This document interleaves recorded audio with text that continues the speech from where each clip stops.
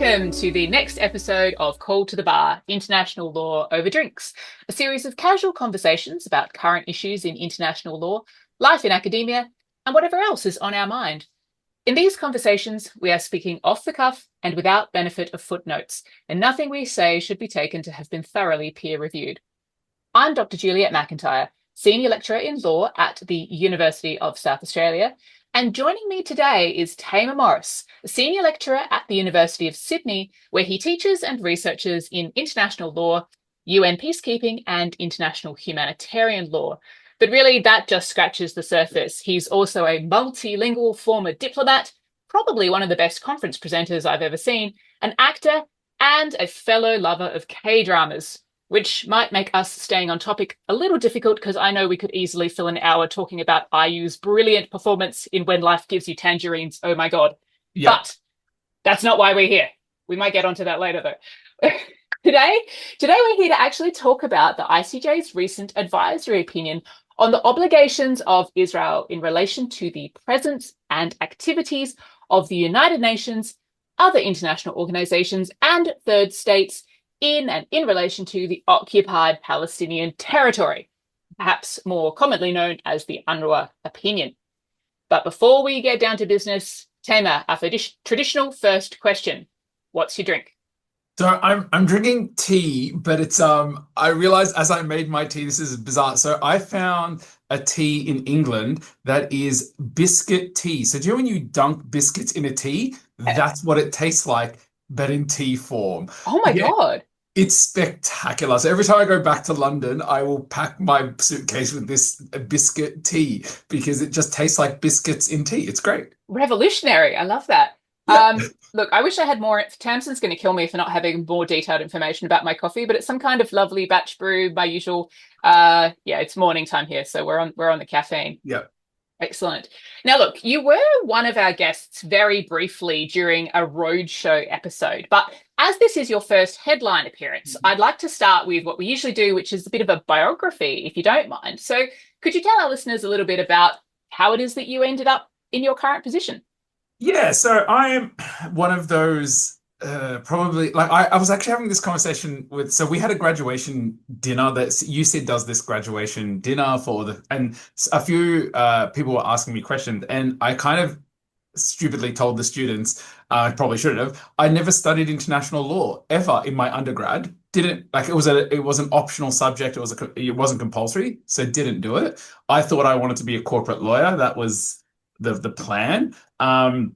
Got into a big corporate law firm, realized I don't like this at all. Was it for me? And I actually thought I didn't like law. I was starting to think about maybe getting out of law completely.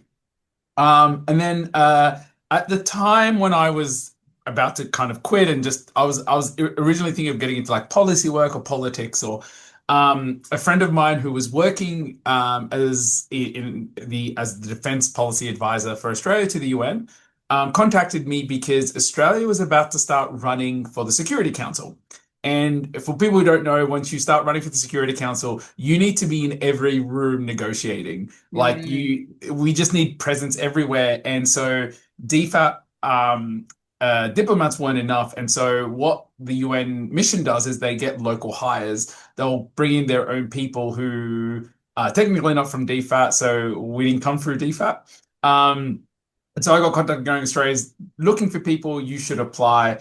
And I just wanted to get out. And so I've never even thought about doing anything in international law or international negotiations. Applied, got in. And then that's when I realized actually I really do like the law. I really like international law. And then, came back, did my master's, did a PhD. And here I am now as teaching international law, which is hysterical because all the students ask me how I did in my undergrad subjects. I'm like, never did it. I love that. It's so funny. So many of us have these sort of like dark histories as former like corporate lawyers or things. It's that's very funny. All right, so thank you for that. So all right, let's turn to the topic at hand. And I was just saying offline before we started recording, I think one of the perspectives that you can really bring to this UNRWA opinion is that sort of insider knowledge about how you get there. So For those who maybe haven't read the opinion, I was kind of hoping you might be able to outline some of the background, maybe the relevant facts, and how was it that we ended up at the court with this UNRWA request? What does it take to get the UN General Assembly to request an advisory opinion? Yeah, so I'm gonna like I'm sure most people who are listening to this are like because I'm assuming everyone's like a lawyer, an international lawyer, or interested in international law, probably knows that you need to get a vote. The General Assembly needs to kind of do this. I'm going to kind of take a weird approach to it of why the General Assembly probably wanted to do this, and instead of trying to do something else, and specifically recently, the ICJ is being used a lot at the moment as a kind of a tool. Um, and I say this to students all the time, which is really interesting. So someone asked me recently, why does anyone even go to the Security Council anymore about certain topics, knowing that certain countries are just going to veto? Like, why do it? And I said to them, and if anyone's interested, it's purely politics, but Richard Gowan, we call him the UN horse whisperer, wrote a whole thing about forcing the veto, and it is a tactic used all the time. You sometimes want that picture of one person raising their hand. Sometimes you really want that for political purposes. And so you're forcing it. The other one is you want the General Assembly to start dealing with it. Because the rules is that the General Assembly can't deal with something if the Security Council is going to deal with it, right? And so if the Security Council vetoes it, it means officially they're not dealing with it. The worst thing sometimes the Security Council does as a very kind of political kind of filibuster is they'll hold on to a topic, keep negotiating it, knowing nothing's going to happen, forcing the General Assembly not to look at it because they're like, oh, no, we're still looking at it. And so if you force a veto, they've officially said, we're done, we're not looking at this anymore. You can now take it to the General Assembly. And Right. so, yeah, it's a Yeah. really bizarre kind of political tactic that people do. And so sometimes you really want to force that veto. You want the discussion to end. And so it was really interesting, the two current advisory opinions we had about Israel, that this wasn't kind of done. Like no one really went to the Security Council about UNRWA and said, hey, they just went straight to the General Assembly. There is a lot of discussion now behind closed doors. Is that the kind of what is going to be known as the tipping point of ignoring the Security Council, not even trying to go through them anymore? A lot of states are, and from very, because I've been doing a few interviews about another piece of research I'm doing, and I kind of do ask people that I know, like, oh, what's going on behind the closed doors? A lot of people also were using the current two decisions that went straight to the ICJ as an invitation to Security Council reform to say, well, look, we're not even going through you guys anymore. Because, and just on a really side note, and I'll get to how the vote occurred, but on a side note, the people now are looking at the Security Council going, well, you've got this ICJ decision. What are you going to do about it? Because technically, anytime we want to enforce the law or enforce the ICJs, we go to the Security Council, and if no one's enforcing it, and so there's a question of, is the General Assembly even going to try to bring it to the Security Council and say, well, you should do it, or are they just going to sidestep them kind of completely? But how we got this decision, it was done. The negotiations, I think, started by mid 2024. The vote, specifically when the state of Israel passed the law banning UNRWA and kind of was stopping their work. And so there was a bit of a discussion at the UN. And as I said to you, this was one of the first times it wasn't even really taken to the Security Council. I think people kind of tested the grounds and went, not going to happen, not even worth it. And so they decided to go straight to the ICJ. And what was really interesting about this, and I'll leave it to you because you're the ICJ expert. But it was really interesting. People, and there is an argument now of the politicizing of the ICJ, because instead of passing a resolution, instead of having informal negotiations, they went, we're going to go straight to the ICJ and get an advisory opinion that what is going is wrong. And so I don't know. I've had people in these corridors arguing whether that's a good or bad use of the ICJ. I think it's a clever use of the ICJ. I don't know. What do you think? Yeah, so this is something I have definitely got opinions on, right? Because on the one hand, it is very clever. I agree with you, right? Like, there's an obvious blockage at the Security Council, and people are trying to do whatever tactics they can to like get some traction here, get some action going on. But I do wonder, looking at it from the court's perspective, whether it's doing the court a little bit of harm along the way, right? Because they end up having to issue these opinions. I'll come back little asterisks on having to. I'll come back to that. But they end up having to issue these opinions, which are not necessarily super controversial on the law, even. Like, we might come back to this as well. Like, this one was fairly straight down the line, except for one or two issues, but most of it was pretty uncontroversial. And then they issue these opinions knowing that even though advisory opinions are non-binding, the statements of law that underlie them are binding, and they know that everything's just going to get ignored probably anyway, because that's what's happened in several of these previous instances. And that is just contributing potentially to this perspective of the court as being a dead duck, right? Like, that it's not effective, it can't do anything, it's just saying words and who cares, and it's just going to get ignored anyway. So I kind of understand the point of view of saying, well, it's better to do something than to do nothing. And look, certainly a bit of additional legal clarity is good. This opinion did contribute a bit more to a firmer view, shall we say, of Gaza as being occupied. So it's not that it's done nothing, but I do wonder if the court's kind of going, we are so busy, right? For starters, we are absolutely swamped, and you're giving us more work to do. And it's not necessarily legal work. We're here to do the legal work, and you're getting us to do political work for you. I'm not sure. I don't have any insight into what the judges actually think, but from my point of view, it's a little bit, yeah. There's a bit of sketchiness there. No, look, and I kind of agree, but like and I've had this thought for like, just really interesting. I was at a conference recently in Africa, and Judge Talaji, he was there. And I didn't know this opinion was coming out. I wish I knew this opinion was about to come out after, because then I would have like asked him a few questions. But it was kind of interesting, this discussion of the use of the ICJ, and like every time someone brought it up, they'd look at him and then go like, "Do you have an opinion of this use of the ICJ?" Because it was brought up in not just war, but in other contexts, using the ICJ.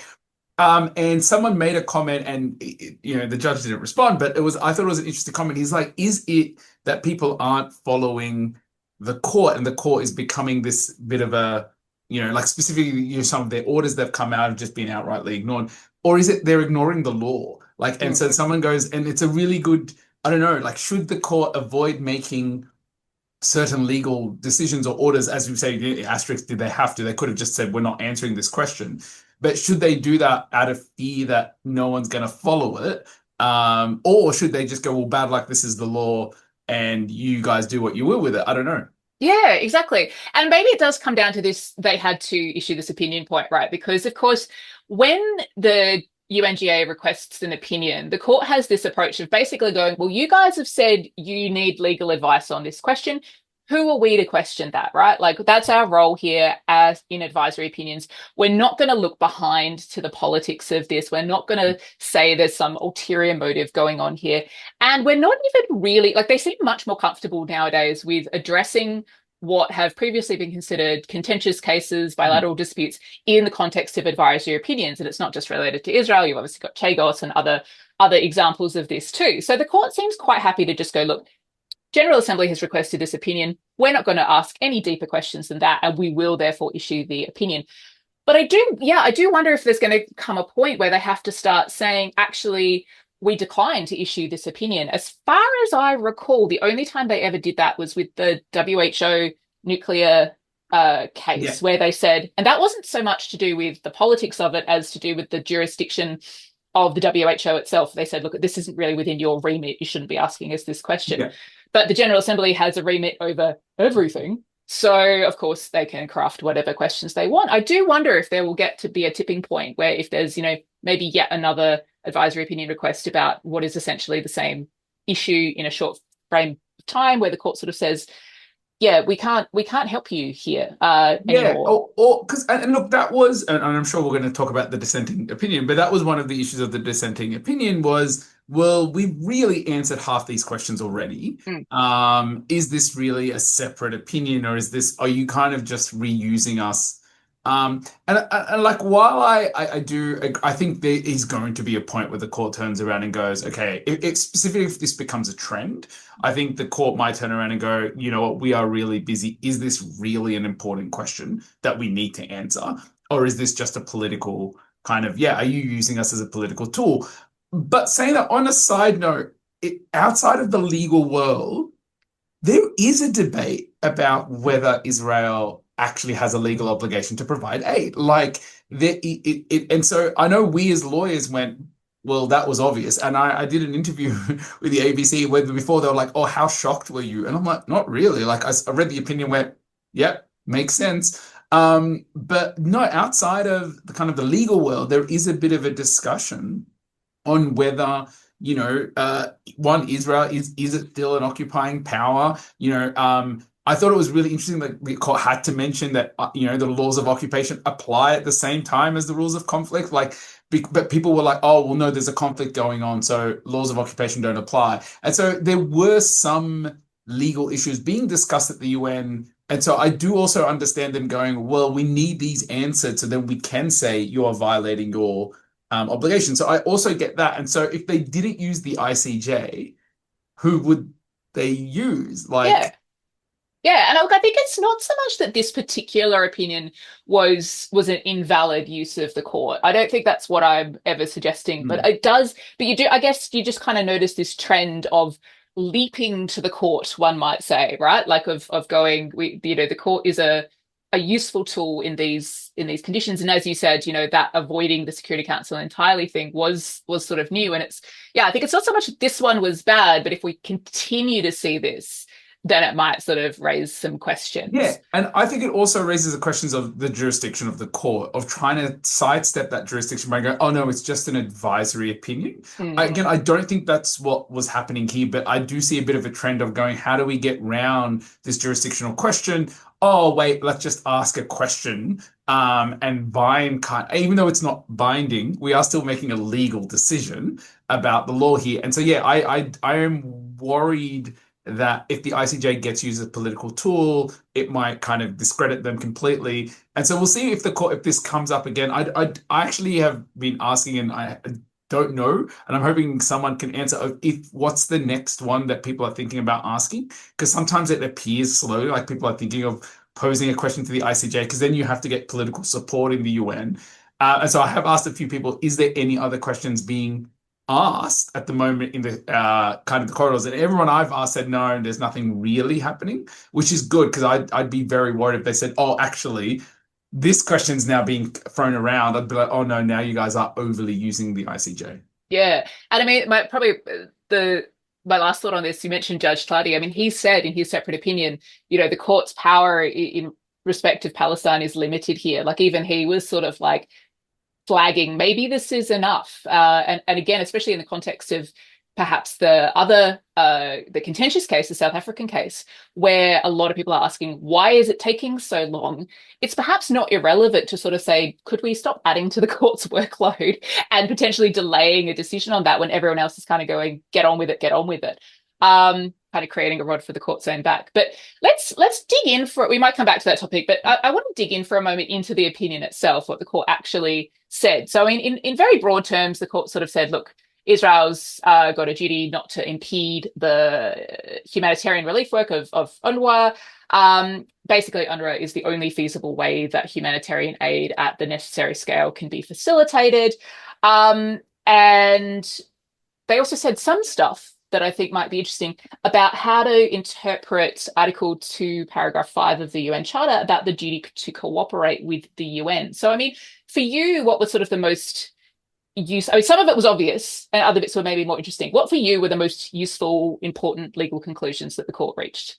Yeah, so as yeah, like I think some obvious for us, like, is it still an occupying power? The court went yes. There were some criticism in the dissenting opinion about the court should have been a bit more about. I don't think they should have, but yeah, and so it was kind of for me legally, and I think the two most fascinating things was their interpretation of Article 59 of the Fourth Geneva Convention about what happens if like the occupying power cannot supply, like if the population's undersupplied, and then the interpretation of 2.5. And so yeah, so starting with Article 59, it was really interesting how the court.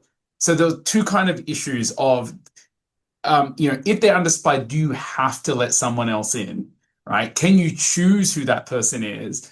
And then this issue of impartiality and neutrality, because I'm sure everyone knows the biggest argument made by Israel and the kind of their legal defense about this whole issue is the security issues that, UNRWA is not neutral. It'd be infiltrated by Hamas. And because of that, we're not allowing them in.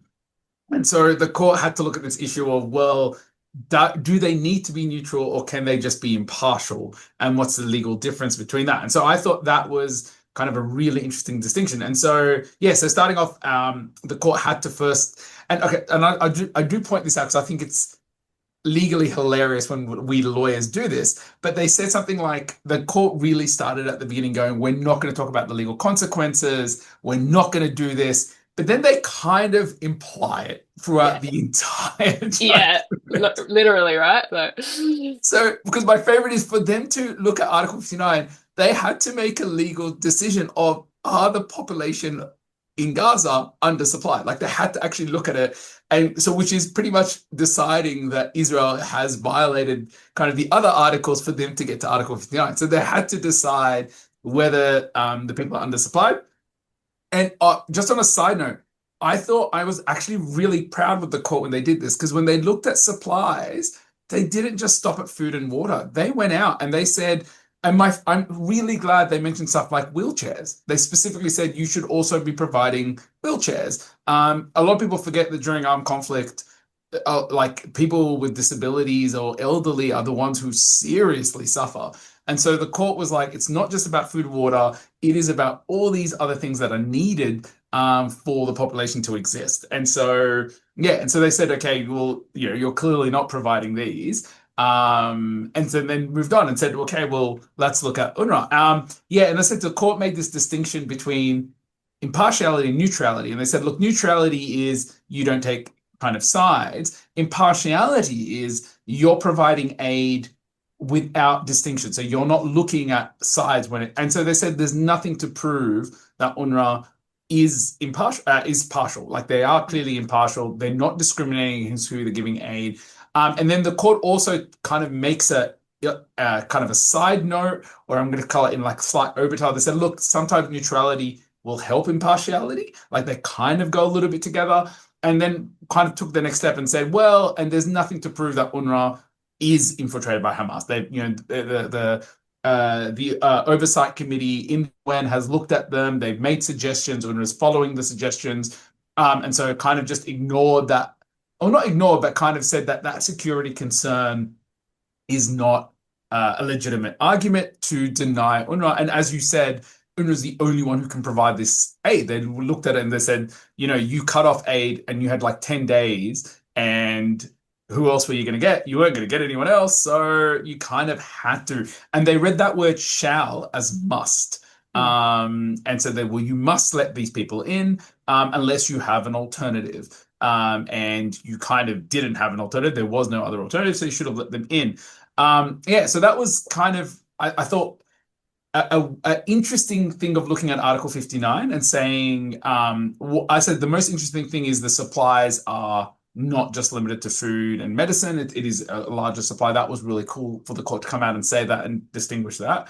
And then, yeah, and then looking at the difference between impartiality and neutrality, because I think that's an important discussion. And I'm just on like on a really side note, because I always have this discussion with the ICRC about this idea of neutrality or impartiality. I go, sometimes you should be impartial but not neutral. And well, people confuse the two and they think the two are the exact same thing, which I don't think they are. Yeah, and then the biggest one, which is if anyone reads the dissenting opinions, is all about Article 2.5. And what does it mean to coordinate with any acts of the United Nations? There was, just to explain really quickly, there's a narrow view and a really open view, or a broader view. The narrow view is specifically pushed really by Abraham and Cleveland, is that acts should be the Security Council. Their argument was they were scared that Article 2.5 and the interpretation of the court saying that, the Israel must coordinate with UNRWA makes the General Assembly having binding power, and the General Assembly has no legally binding power. And so they're like, no, no, no, that means only the Security Council. However, it was really interesting though, and we can maybe talk about this a bit later. I don't know if we've got time, but there was this discussion between, yeah, but you're the occupying power, so it's not in your territory anymore. And so Yeah. there's a bit of this weird thing where they kind of had to go, we're just pointing out that UNRWA in Israel, you can do whatever you want. This is occupied territory. You now don't have that power of consent anymore. And so, yeah, you don't have that power. However, the broader view, which I personally agree with, which was, if anyone wants a really good summary of that, is Charles, Charles Worth, Judge Charles Worth. She wrote it very well. And also, and I am going to mispronounce his name, and I'm so sorry. Xiao Zhao, Judge Zhao. How do you say his name? Which Xue. oh, Shui. Shui, thank you. Yeah. I was going to mispronounce that. Judge Shui. They both wrote really good summaries about this. And so if you read Article 2, sub-Article 5, it's divided into two sections. So they say there's, you must coordinate with all the acts, and then there's a one which you can't hinder the enforcement decisions. And so they were like, well, that second sentence is clearly about the Security Council, because enforcement decisions, that's the Security Council. The first line, well, it's not just about the Security Council, because then if it's just about the Security Council, that just becomes redundant because we've got all these other provisions. So it must mean the general purpose and acts of the General Assembly as well as the Security Council. And they all agreed, yes, we're not saying the General Assembly has binding power now, but you generally have an obligation to work along with the purpose of the UN. And then last thing, just to add to that, and that's why we had two judges specifically, Tiladi and Brent, who argued that that's why we should have considered self-determination more, because that's one of the purposes of the UN. So the backdrop is self-determination. And so those two were kind of not happy that self-determination wasn't a big part of the judgment, because working along with the UN and the acts of the UN is part of this self-determination. And I agree with them that it is a bit of a backdrop, and it was weird. It was kind of ignored in the overall judgment, because it would have made a lot more sense as well that you have to supply this for the self-determination of the peoples, like it's part of the purpose of the UN. So that's, I think, was the interesting part of the judgment, the interpretation of those two articles, rather than just saying, oh, they need to supply aid. Yeah. Those two were I think the interesting thing. And again, that 2.5 was, I think it's one of the few times people have really looked into that article. And so it was kind of interesting having a bit of legal analysis on 2.5. Yeah, definitely. Because it's one of those almost vaguely preambulatory sort of things. People just go, oh, yeah, cooperate with the UN, blah, blah, blah. And people don't actually really think about what it means in a concrete kind of a way. And yeah, I agree with you about the self-determination point. I thought some of the separate opinions got into that a lot more, and it was really interesting. I mean, it was basically emphasizing this is not yours, Israel, this territory. This belongs to the Palestinian people. And the whole point is that the UN needs to be able to go into this space because they want to, the Palestinian people want the UN in this space, and that's their right to have that direct relationship with the UN, and you can't stop them. You don't have the right to stop them. And yeah, it's this strange, I don't know why that needs to be articulated in this particular context. Like, you would never think of needing to articulate that clearly in the context of any other two-state relationship, right? Like, if the US was trying to stop the UN from having a relationship with Canada, right? Everyone would be like, what the hell? So I think that some of these points do just need to be spelled out in this context, which was what some of the separate opinions made obvious. Look, and speaking of the separate opinions, let's maybe get into those, because was there anything else that jumped out at you?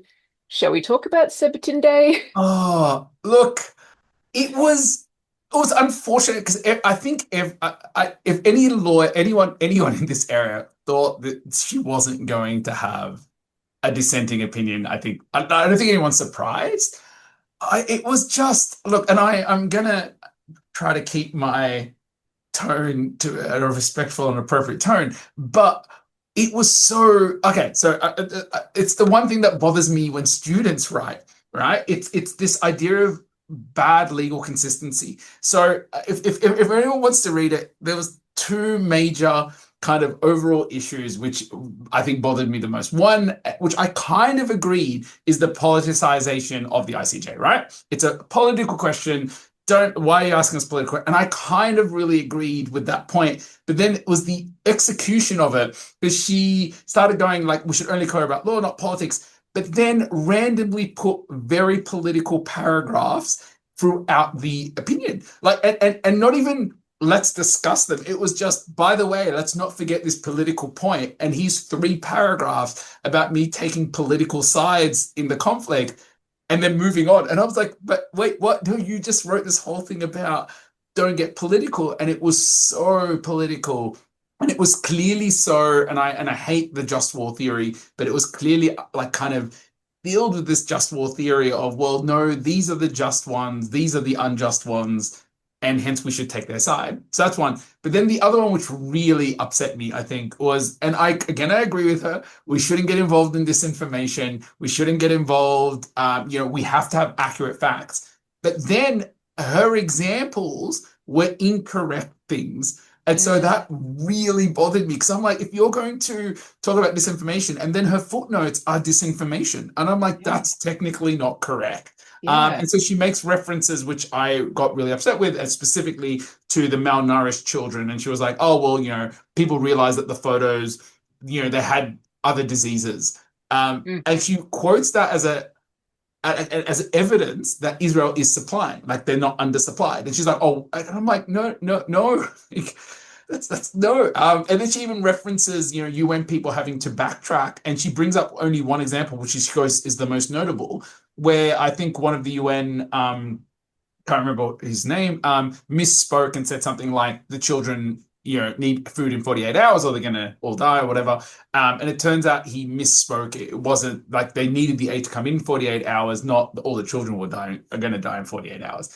And so she makes that as, oh, look, there's all this misinformation. We shouldn't trust any of this, but then doesn't reference any of the UN reports that was presented to them. mm. Like, and I'm like, I get it. Like, there's been a lot of misinformation and disinformation in this conflict. And I agreed with her, but then her use after that was just so inconsistent that Mm. it bothered me so much. I don't know. What did you think of when you read it? Yeah, look, I mean, I just kind of sighed because obviously I've made my views on her known publicly previously. And, I don't think it's appropriate that she's making decisions in relation to this when she has declared her intention to find in favor of one essentially party to this conflict. And I don't just mean party in the sense in the court sense. I mean party in the political sense as well. She's said very publicly, I stand with Israel and I will do so, consistently. And that is just obviously an abrogation of her duty as a judge. And so this was just further evidence of the fact that she's got a position on this topic and she will stand by that no matter what. But yeah, on the children thing, I mean, I'm sorry, but so children with diseases don't need. Oh, but like, I'm sorry, I can't even get started on this. Like it's just so like, just feed children. Like, just give children food. It's not that fucking complicated. I'm sorry. Look, it's not.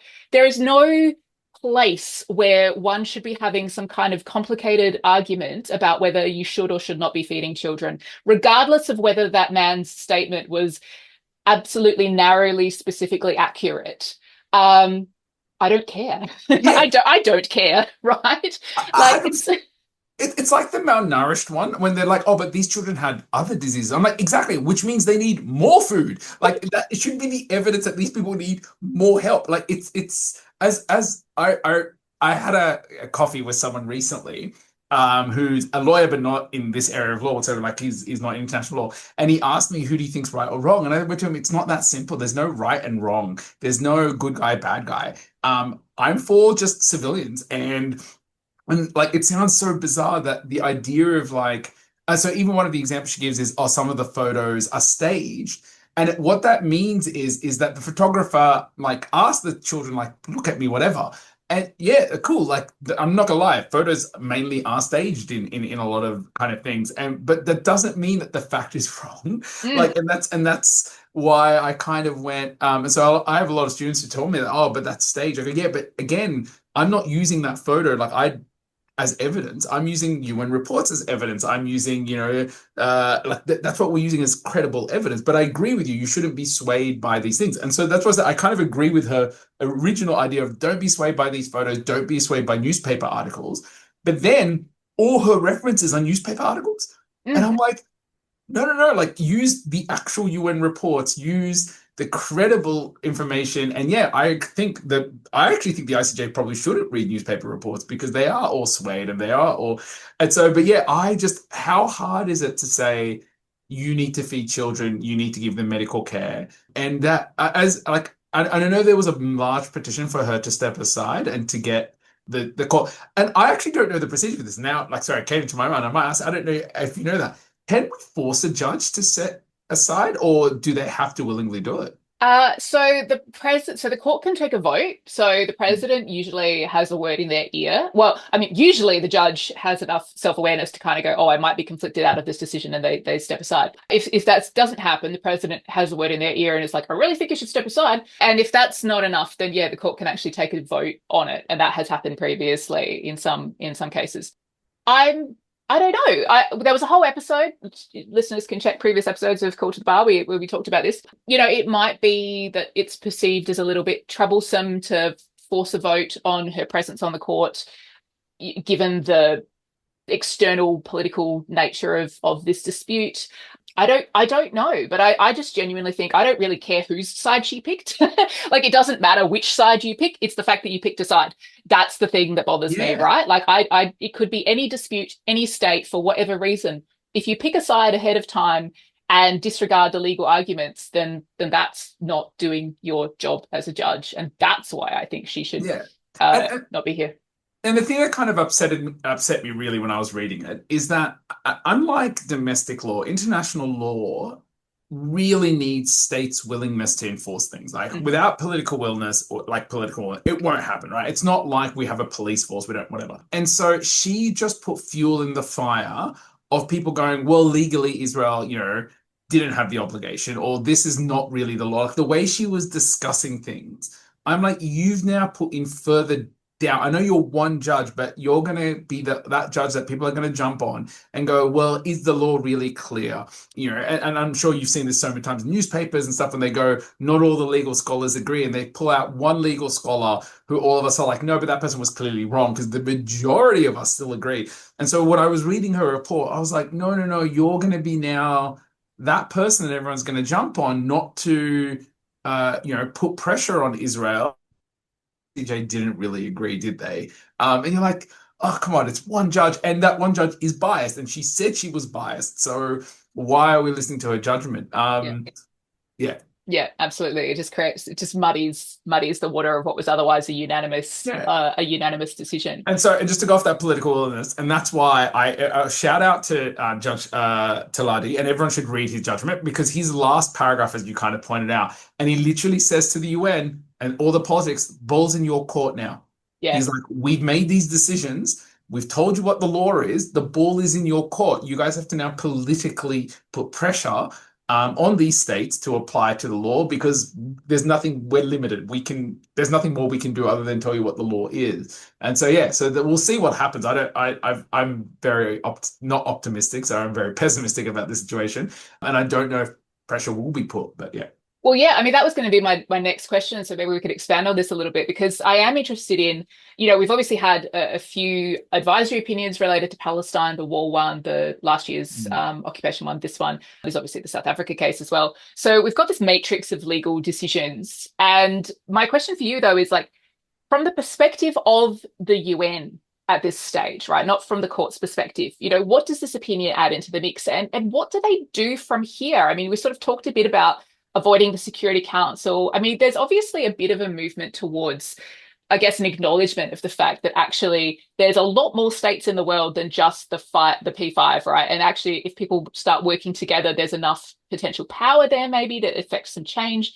Yeah, like where does the General Assembly go following this opinion? Well, yeah, there's a massive movement now, and I know everyone calls it the double standards, right? But and double standards have always existed. So I hate how people go, "Oh, it's now we've got double standards." Like they've always existed.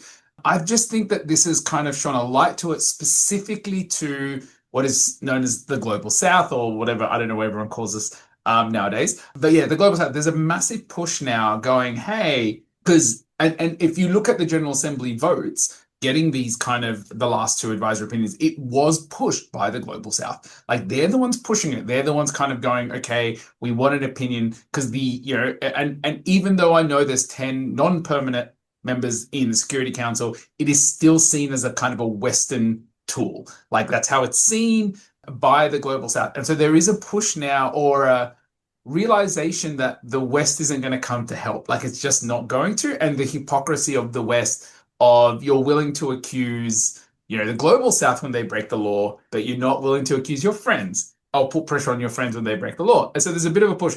On a side note, just for all lawyers out there, because I make this comment, and I remember the first time I started talking about, and someone called me a Twale scholar, and I was like, Twale? And they're like, third world aspects, or third world aspects of international law. I went back to like some of my UN people who are not in international law, but just diplomat, and I said to them, "Oh, I'm known as a Twale scholar," and they're like, "What's a Twale scholar?" And I went third world, and the second I said third world aspects, they just were horrified, and they were like, "That's so racist," and I'm like, "Yeah, I know." When I first said that too, I was like, "Wait, what? What do you mean Twale scholar?" Like. I'm just a scholar, and they're like, "No." I'm like, I did my undergrad in Australia. I'm not, yeah, and so what part of this push as well, and so I always tell people the whole there's a bit of a backlash to this Twale thing, and the backlash is Twale is this, and the way it started was a critical critique. It was a kind of critique of international law and colonization, and I'm not going to diss it because I think that is 100% needed. What the global south is now doing is like, no, no, no, we're not critiquing the law. We're part of the law. So our interpretation of the law is the law. It's not a critique of the law. It is the law. And you saw me do a presentation about this, and I always tell people. So I did a quick presentation about how the Arabic authenticated text and the English authenticated text don't match, and Arabic jurisprudence and English jurisprudence or Western jurisprudence are slightly different. So which is the correct interpretation, right? And why do we keep using Western jurisprudence to interpret the law? I had so many people come and criticize me, telling me, well, we all know the English is the more important. And I was sitting there going, no, but they're authenticated text. Like they're all equal. But people were just looking at me like, are they?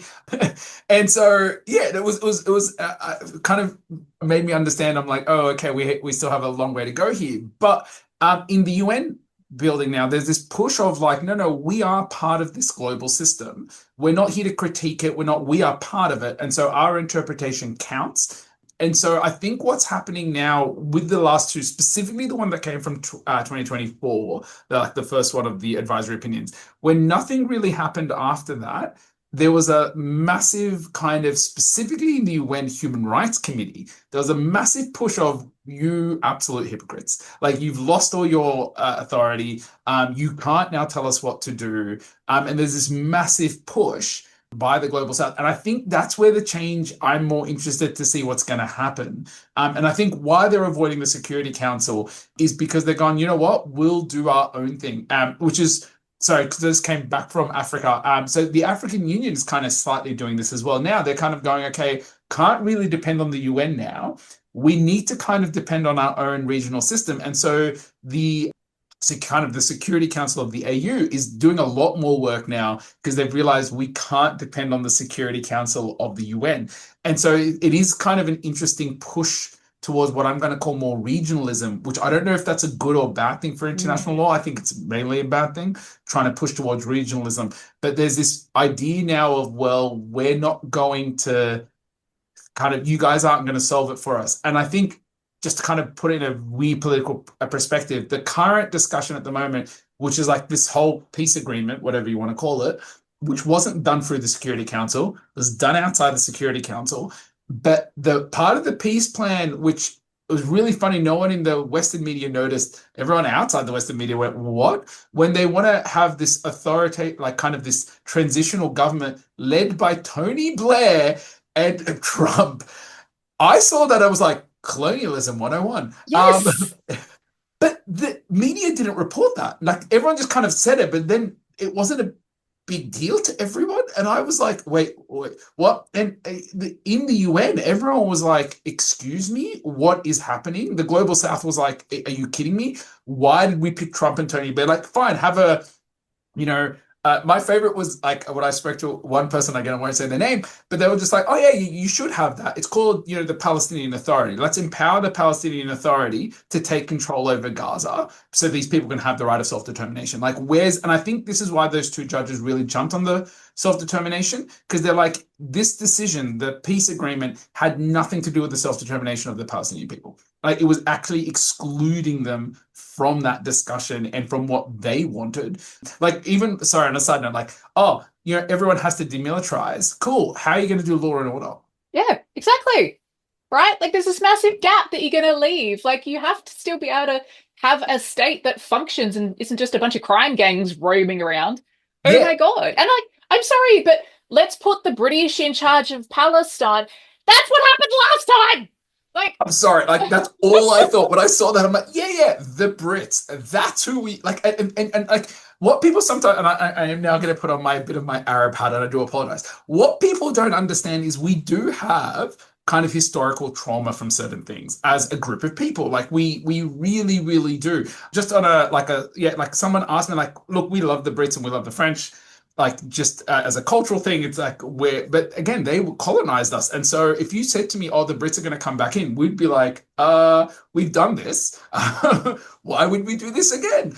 And so it was upset. And I think that's why, honestly, that when I first read those two judgments, specifically look at self-determination, I was sitting there and I don't know what their legal motives were, but in my head, I'm like, yeah, that's a really good issue, that part of this obligation of Israel and part of the obligation of the UN is to ensure the self-determinations of those people. It's their obligation. And so you can't just go, oh, there's a peace agreement without the UN, and the UN is just going for it. So I think the Global South is now going to, and I know there's been a massive push that the Secretary General needs to get involved, and the UN needs to get involved, because it can't just be left up to Trump and Tony Blair to decide what happens to these people. Even like my favorite is he just decides there's going to be a security force in there, like a peacekeeping force, without going through the UN. And everyone's like, what peacekeeping force? Like you can't just make these decisions on your own. But whether this is the death of the UN, there's a lot of arguments at the moment of,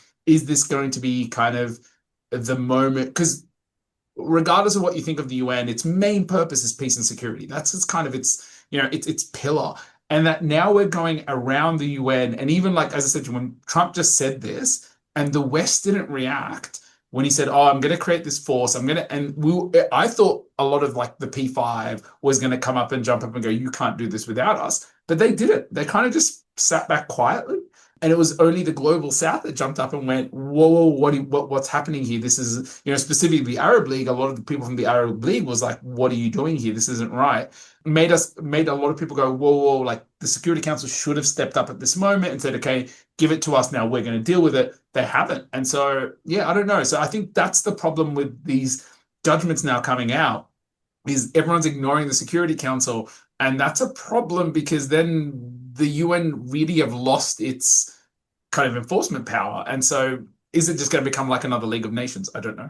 Well, I mean, just to tie some of the discussions together, one thing that popped into my head as we were talking is there something to run with in this interpretation of Article 2.5? Like, given that, there are vastly more Global South states.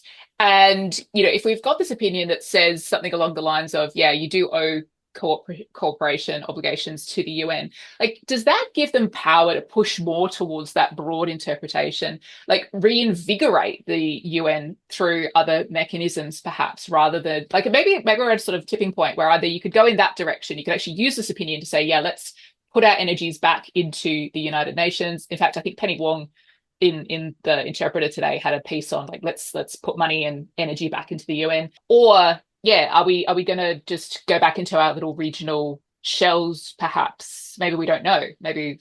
Yeah, look, and I think it's a good argument, because legally now we've got, it's specific if you take the majority of view of that, yeah, any act of the UN includes the General Assembly, that you're supposed to work alongside of it, of course, not overriding, state sovereignty and the consent of the state, but still you have to kind of work along with it. The other side is kind of to go with that is there is a push to what we call to limit the UN, because the UN has tried to do so much, and now with Trump cutting funding and they're having funding, they're forced to just look at their major pillars and kind of go, let's it. And so maybe it is a chance for the global south to invigorate the UN looking at those sole pillars. But as you say, because of this decision, maybe that could be a powerful thing. As I said, unfortunately, though, with politics, a lot of them are looking regionally, which is slightly problematic. Specifically, when you look at interpretation of law, like on a really basic note, like if you even look at human rights law, the way the African Commission is interpreting certain human rights is very different to the European Court, and you're getting these different interpretation about international law, and they're not melding. They're just kind of staying in their own separate region, and that's a problem. The good thing about the UN was to get a global governance and a global interpretation. And so, look, I'm hoping that the General Assembly picks up the game, but a lot of people are still traditionally looking at the Security Council. And so I know one of the biggest debates, which happens every year, is Security Council reform. And maybe that might be the change for it. But I honestly, I don't see it happening anytime soon, the Security Council reform, because you need them to vote on it. And why would they vote for reform? Exactly. Because I mean, the one major reform is obviously changing the veto. The P5 are never going to vote to get rid of their veto. So what are you going to do, right? It seems like it's dead before it even gets off the ground. I mean, okay, so I sort of the last question I had planned, we've kind of already covered. So I'm going to throw a metaphor that I used on Twitter the other day at you and see what you make of it. Mm. So Alonso Gomendi, friend of the pod, said to me, this opinion sort of just shows that, the international rules-based order is over. It's just further proof that it'll get ignored and that's the end of it. And I said, no. I said, look, it's rather like the honeymoon while the Sarja boys were running around, right? It exists, but it's full of holes. How do we get back to the point, how do we have our golden moment, do you think? Like what, if you could be, put your roomie, you've got the power to solve this. What would you like to see happen from here on to kind of to fix the honeymoon? How would you do it? By the way, love the shout out to doing this. Yeah, look, it's like it sounds weird. So the twofold, right? So I always tell students, for normal civilians and citizens of a country, it's our aim to push our country, because it's all about, like, the one thing I've realized when I was working at the UN and even now, it's all about political willingness. So the law is if we're all willing to support it, right? And unfortunately, the way international law works is political willingness. And our politicians only do things if they think they're going to get voted in, right? So if international law is important for Australia, as Australians, then our politicians are going to have to take it seriously. They can't just kind of cite it. I think the problem is, and it's just going to sound really weird, I think the problem is a lot of us are very individualistic, and after COVID, we've all turned very kind of insular, and it's only about Australia. We don't care about anyone else.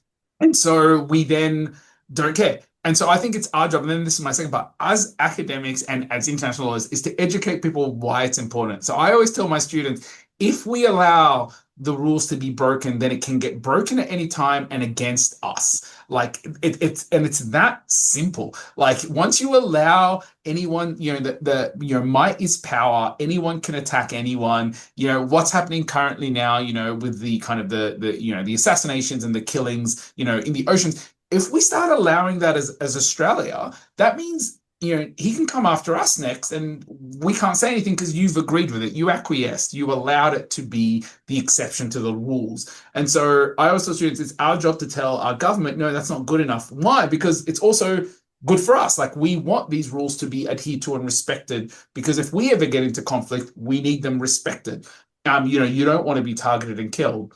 And so I always tell students that our job is, I think, to tell our governments, no, this is important. Like, I've heard some people be sending me clips of question time and stuff like that in Parliament, and there's some comments made that, like, where our governments will say something like, "Oh, it's not important," and you're like, "No. Like, yes, Australia is generally in peace, and a lot of countries are not in conflict, but when we get into conflict, or when someone comes up against us, we want the rules respected." And so And I think that's how the only way it's going to happen is if our governments think it's important for votes, because it sounds awful. If they don't think it's important, why would they care? Why would they put effort into it? Why would they put pressure, on and this I like sorry, and I always hate saying this idea of, oh, but they're our allies. I'm like, shouldn't you put more pressure on your allies? Like that means you actually have influence. It would be different if Australia had no allegiance or no kind of, relationship with the state, because then what are we going to do? But if you have a relationship with the state, shouldn't you be the one going, hey, and sorry, and I also, just a very side note, it always bothers me every time one of our politicians gets questioned about, Israel or even about Russia or whatever, and they keep saying, "Oh, our expectation is they'll follow international law." And that response bothers me. It's and the phrase, I'll give you a weird analogy. It's like me babysitting two children. They're hitting each other, and someone goes, "Stop them," and I go, "No, my expectation is they'll play nicely." I'm like, yeah, but they're not playing nicely, so do something about it. And so I also think that is and I don't know who their lawyers are, but I also think that's damaging, because what you're currently saying is you think that is international law, you think they are adhering to the law, rather than saying, you know what, we don't think they're adhering to the law, we think they should, and they're not. I think that's enough just to come out and call it and say it's not, you are violating your rules. But yeah, I think that's how we fix the holes in the international law, is political willingness. I don't think the law itself needs fixing. I think it's the implementation and, I don't know, the political willingness of it. Yeah. So I think we need to sing our song. A good, there you go, going back to your analogy, we need to sing our song as the civilians to get it fixed and sing together. Yes, and oh my God, this analogy actually works, because the final song is all about being honest and calling it out and speaking your truth, and that's what we should be doing. Exactly, Oh my exactly. God, we nailed it. Okay. So, all right. So, look, in wrapping up these episodes, we always ask first time guests three questions, and they always find them the hardest questions. But the first one is, what recommendations have you got for anyone who'd like to know more in an academic sense about what we've discussed today? What projects are you working on at the moment? And then, third and finally, what is your current escape route? What are you doing, reading, or viewing that takes your mind off international law? So, not to give a plug to your own podcast, but podcasts. And when someone goes to me, what should I? Oh, seriously, when people who are not wanting to read books or whatever, and I go, there's some really good international law podcasts at the moment. This being one of them. I listen to them, and so I also people listening to podcasts is kind of really good. If you want to dive deep into this kind of area, then I always suggest. So specifically on the law of occupation, I always tell people there's Marco Lombardo's book is fantastic. If you want to know about the laws of occupation, his book is fantastic. So I would suggest, and it does get referenced by the ICJ, so it's a really good book. What am I currently working on? So I am currently looking at this idea of language jurisprudence, and how it affects people on the ground. So the phrase I use is, I'm looking at unconventional threats to civilians on the ground, outside of just bullets and kind of things, and how. So the example I give everyone is, a lot of non-state groups now burn people's documentation, and the reason you burn people's documentation is they can't get out of the country, because you can't be a refugee without documentation. Technically not prohibited by law, but I think it should be, and it needs to. So there's certain threats that people are now doing on the ground. That's my current research at the moment, and a lot to do with language. I am obsessed with language and the law and how language is used. So perfect example, because you said it and it just popped into my mind, is, why does everyone say international rule-based order? Why don't you just say international law? And so Emily Crawford and I are working on this thing about what is international rule-based order and why is everyone using it. And then what do I do to unwind, as you said from the beginning, K-dramas and K-pop. And if I always tell people, if you haven't watched a K-drama, you're missing out. Like, you're 100% missing out. It is sometimes, even their like really dark, depressing ones are still really feel good moments of humanity. And for someone who reads a lot of depressing work, it's really good having just something which is kind of simple and really nice about humanity. So that's what I do. Yeah. What would you recommend for people who are K-drama curious? What would be your suggestion starting Okay. series? Oh, this is really hard. So when people are going to be, what should I watch? I was going to, if you want an easy comedy, like just the romantic kind of comedy, I always tell people, Strong Girl, Bunsen, what's that Oh called? yeah, yeah, yeah. Yes, I know the one you're talking about. So easy watch. It's on Netflix. It's great.